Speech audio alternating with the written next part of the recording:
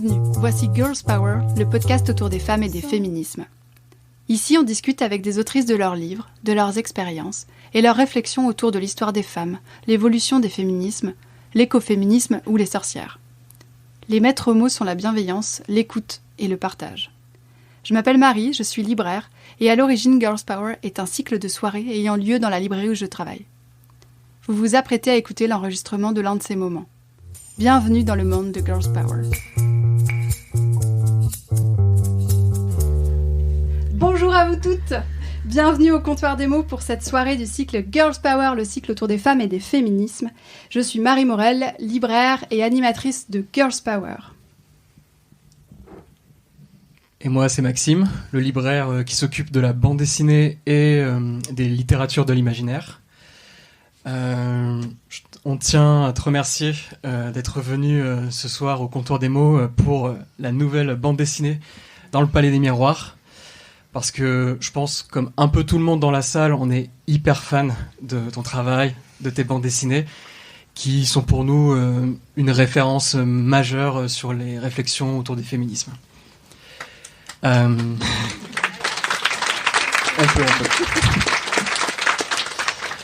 peut. Pour commencer, par le commencement, comment es-tu devenue autrice de bande dessinée ?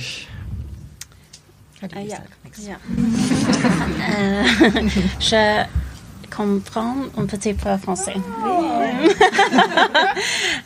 Très petit.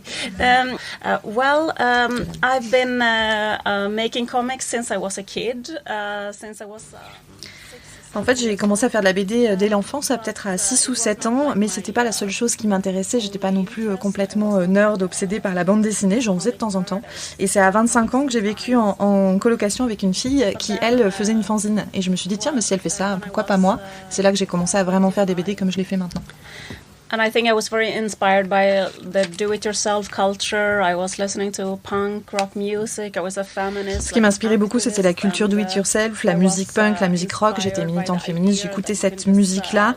Et c'était l'idée de pouvoir faire son propre magazine, de pouvoir s'auto-publier, de pas avoir nécessairement besoin d'avoir des talents particuliers dans le dessin, mais surtout un message en fait à faire passer. Donc c'était vraiment toute cette scène Riot Girl avec des groupes comme Bikini Kill ou des choses comme ça. C'était l'énergie qu'il y avait au départ derrière ma première inspiration.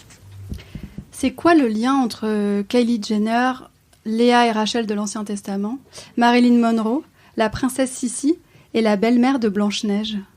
They're funny to draw. Donc déjà, ils sont amusants à dessiner. Actually, sometimes I choose to make comics about because when I was a girl. En fait, des fois, je choisis aussi des personnages tout simplement parce que dès que j'étais petite fille, j'ai toujours adoré dessiner des princesses, des robes de princesse, des choses comme ça. J'aime bien ce genre de personnages et j'aime bien faire des recherches Google pour trouver comment on s'habillait il y a 150 ans dans les cours royales. No, but this book is loosely. En fait, le livre aborde de façon très libre la notion de la beauté, la thématique de la beauté à l'époque contemporaine. C'est comme une sorte de petit essai là-dessus. Et du coup, je prends l'exemple de femmes de différentes époques qui, de différentes manières, ont été aux prises avec ce rapport qu'elles pouvaient entretenir avec leur apparence personnelle. Dans le cas de Marilyn Monroe, elle a été utilisée, elle a été exploitée pour l'effet que produisait sa beauté sur les gens. L'impératrice Sissi, elle était obsédée par son apparence physique et elle faisait aussi l'objet d'un culte justement pour sa beauté et elle a vécu la fin de sa vie a été très malheureuse et en lien avec cette question de son apparence.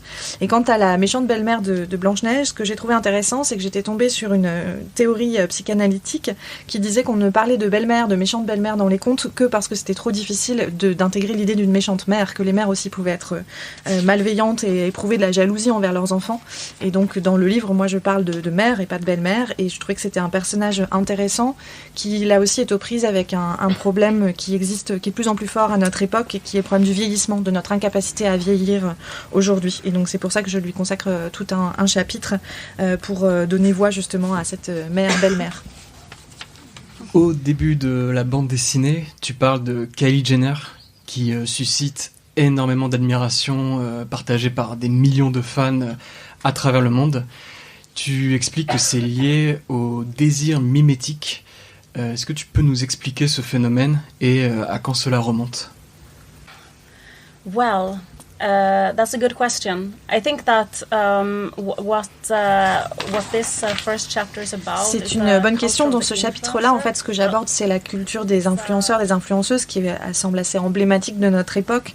Le fait qu'on accorde de plus en plus d'importance à des célébrités de façon générale dans tous les domaines, qu'on aime bien suivre des gens.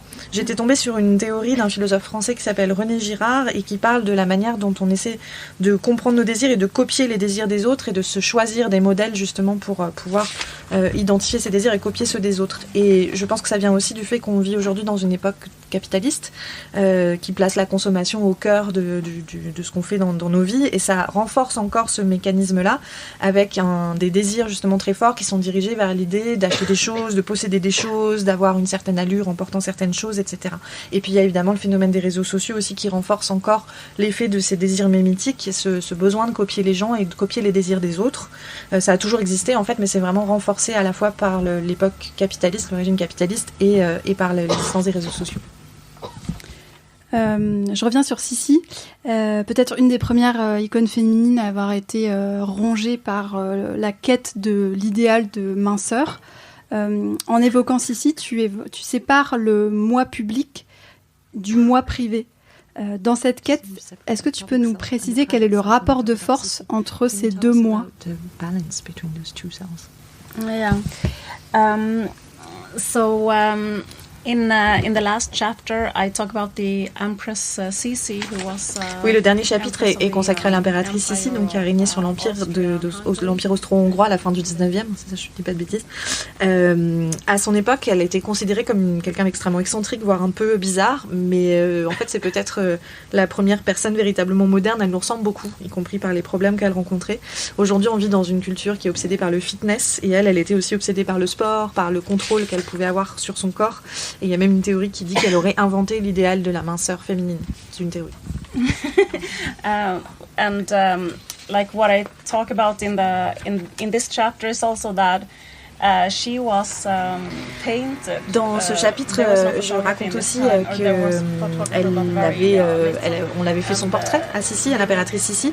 Il y avait peu de photos encore à l'époque, et donc il y a eu un portrait en particulier d'elle qui a vraiment popularisé sa beauté, qui a circulé un peu partout en Europe et qui l'a rendue très connue. Donc ça fait d'elle un peu une influenceuse de l'époque, mais ça a aussi rendu très difficile pour elle le fait d'accepter de vieillir, et passé un certain âge, elle a interdit qu'elle soit peinte. Elle a interdit à quiconque en fait de faire son portrait, que ce soit un tableau ou une photographie. Et j'ai appelé ce chapitre la tyrannie de l'image, parce qu'on peut être tyrannisé par l'image de soi, et je fais le lien avec aujourd'hui le fait qu'on est en permanence en train justement de présenter une image de soi, par exemple sur les réseaux sociaux, sans montrer pleinement tout ce qu'on est, sans montrer par exemple les sentiments qu'on éprouve. C'est une forme d'avatar en fait, et pourtant il y a une vraie personne derrière, et qui correspond pas forcément, et qui peut se sentir oppressée par l'image de soi qu'on renvoie, parce qu'on n'est jamais tout à fait à la hauteur de cette image.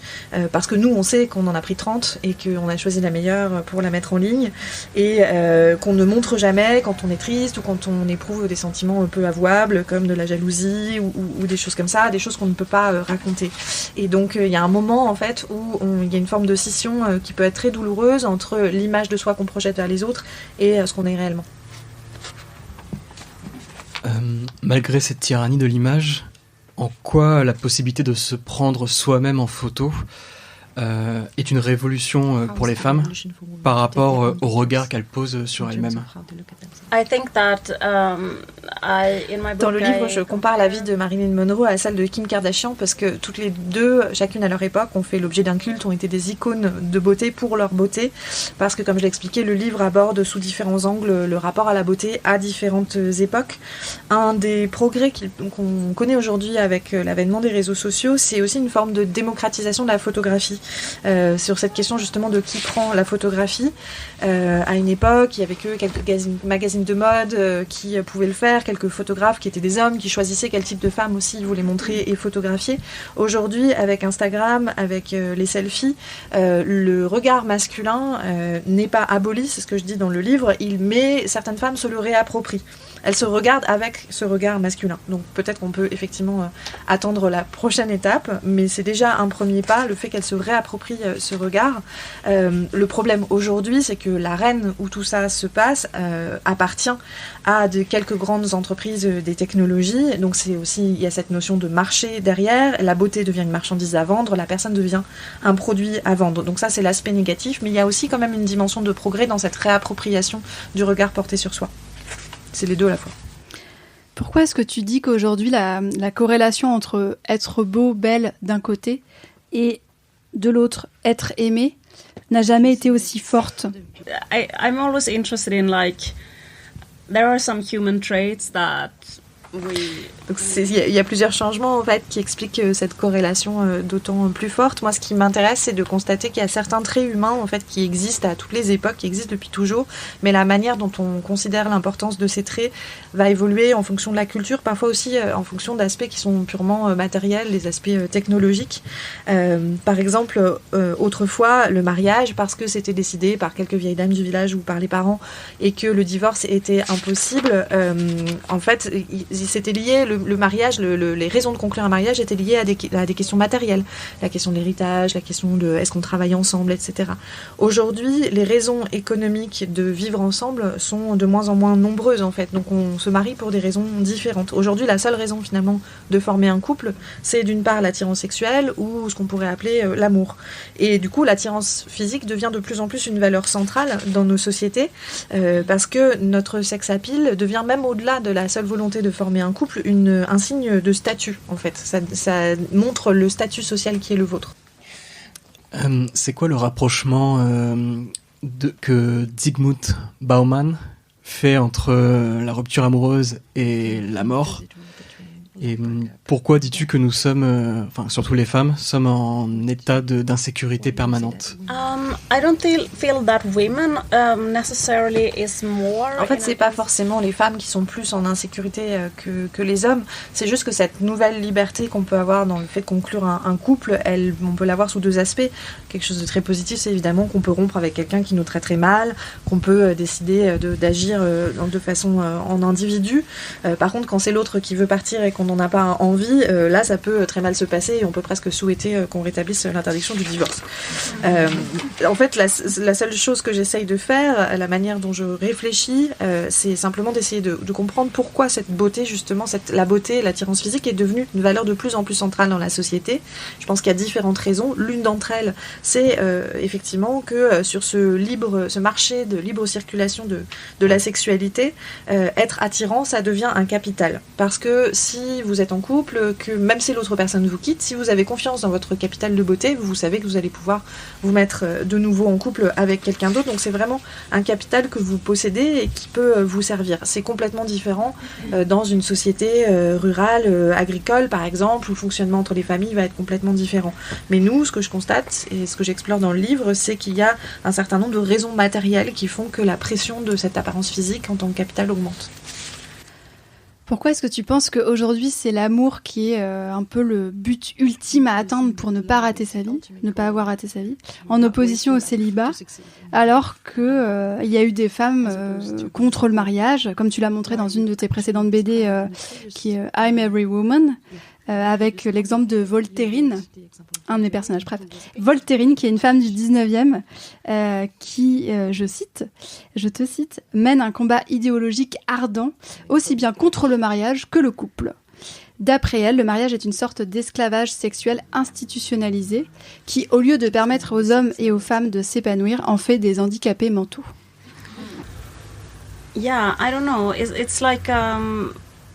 En fait, je crois que plusieurs discours et plusieurs tendances coexistent aujourd'hui au sujet de l'amour, de la relation amoureuse. Il y a effectivement un discours qui peut être très fort sur la relation amoureuse comme objectif vraiment primordial dans la vie. Mais en même temps, il y a aussi une tendance très forte à l'individualisme et du coup à ne pas forcément rechercher à tout prix ce lien-là.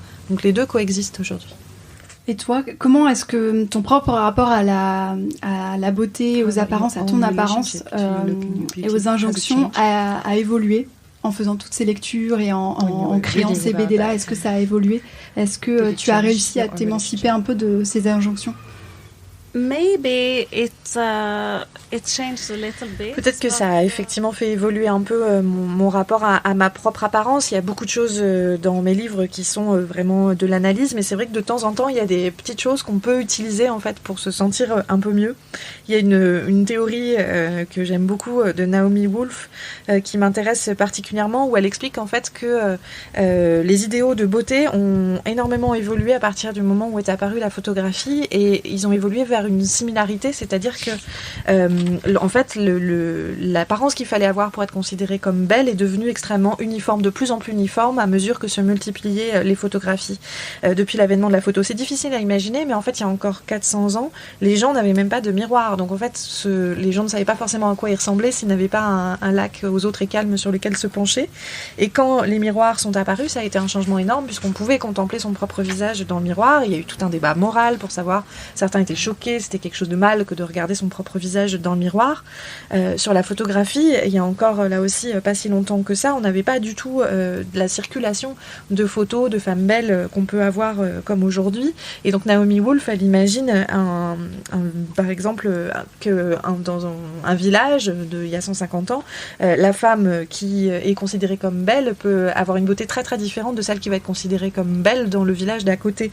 Dans certains villages, la femme considérée comme la plus belle, elle est très grande, dans l'autre elle est toute petite, elle peut avoir le nez retroussé, au contraire pas du tout la même forme de nez, etc. Donc il y a beaucoup plus de variété en fait. Et ce qui est paradoxal, c'est que plus on publie de photos, plus on fait circuler de photos, plus l'apparence de ce qu'est la beauté devient en fait dictée par des normes qui sont de plus en plus uniformes. Il faut à telle époque avoir une petite bouche, à telle époque avoir une grande bouche, etc. Et en fait, on a aujourd'hui de plus en plus de photographies, mais on se rend compte que plutôt qu'une façon de savoir comment être belle à sa propre manière en tant que personne, la beauté se définit plutôt par le fait de ressembler à cette personne idéale, et qu'il peut y avoir des milliards de photos, en fait, elles sont toutes similaires, et donc cette idée-là, c'est quelque chose, cette théorie de Naomi Wolf, c'est quelque chose dont on peut peut-être se servir pour essayer de réfléchir justement à comment s'éloigner de cette obsession de la ressemblance à quelqu'un et essayer de trouver sa propre façon d'être belle. Est-ce que la compréhension et le savoir de tous ces mécanismes dont tu parles dans ta dernière BD par exemple peut permettre de s'émanciper, de dépasser justement ces mécanismes et peut-être même de s'apaiser? Yeah, I actually heard that there is like oui, je ne sais pas si vous avez entendu, j'ai entendu dire qu'il avait été théorisé en fait les différentes formes d'oppression, de domination, notamment contre les gens, contre les femmes, la manière dont on peut réduire au silence les personnes, qu'il y avait 7 manières différentes dont on pouvait opprimer quelqu'un ou dominer quelqu'un. De la même manière, il y a des théories aussi qui se développent sur la manière dont on peut résister à l'oppression, et l'une d'entre elles, c'est qu'une bonne manière de résister à l'oppression, c'est de la déconstruire, c'est de la comprendre. Donc effectivement, essayer de comprendre ces mécanismes-là, de comprendre ce que ça nous fait et pourquoi ça nous fait nous sentir mal, ça peut être aussi une manière d'y réagir et de se sentir justement moins mal. J'ai une dernière question à propos de la pensée de Eva Illouz. Si j'ai bien compris, ce que tu évoques en reprenant la pensée d'Eva Illouz, c'est que la sexualité est devenue un objet de consommation presque comme un autre. Est-ce que tu peux nous expliquer en quoi c'est devenu en quoi ce rapport-là est complètement évolué? Let me see if I remember what you said. Alors j'essaie de me souvenir de ce qu'elle dit. Elle parle en fait de la manière dont le capitalisme et la sexualisation de la société marchent main dans la main, fonctionnent ensemble pour vendre des trucs. C'est quelque chose d'assez cliché, hein, qu'on sait plus ou moins tous, le fait qu'on utilise ces pulsions sexuelles aussi pour vendre des objets, vendre des marchandises. Elle parle en fait, je sais pas si c'est vrai ou pas, mais elle identifie un pic dans les années 70 de baisse de consommation parce que tout le monde avait tout ce qu'il lui fallait et que d'un seul coup les ventes ralentissaient. Et elle identifie ça comme un moment où, dans la publicité, on a adopté une nouvelle technique de vente vraiment à partir du désir, à partir des rêves. C'est l'exemple type de la publicité de parfum dans lequel vous voyez une jeune femme qui court à demi nue et d'un seul coup vous avez ce désir inexpliqué, ce besoin d'acheter un produit dont vous n'avez justement pas besoin. Donc c'est vraiment cette idée de vendre de plus en plus les objets à partir de développer le marketing à partir d'une forme de fétichisation en fait de ces objets-là. Et évidemment qui passe cette fétichisation par une forme d'exploitation du corps de la femme et du désir qui peut être ressenti pour le corps de la femme. Donc c'est ce qu'elle dit en fait, Eva Illouz, c'est que c'est vraiment quelque chose qui se renforce mutuellement, la société capitaliste et la sexualisation croissante en fait de cette société. Merci Liv. Merci beaucoup d'être venu ce soir au Comptoir des mots et surtout merci pour ton travail qui continue de nous inspirer toutes et tous. Merci aussi la maison d'édition Rackham qui nous a bien aidés pour organiser la soirée ce soir et qui publie les livres de Liv Strömquist en France. Et merci Marguerite pour avoir été une super interprète ce soir.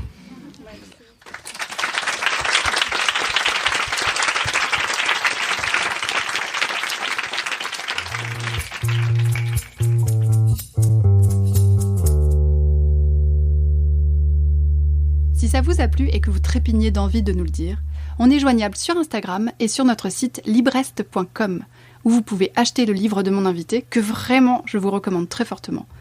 Vous y trouverez aussi les livres et les autres références dont on a parlé.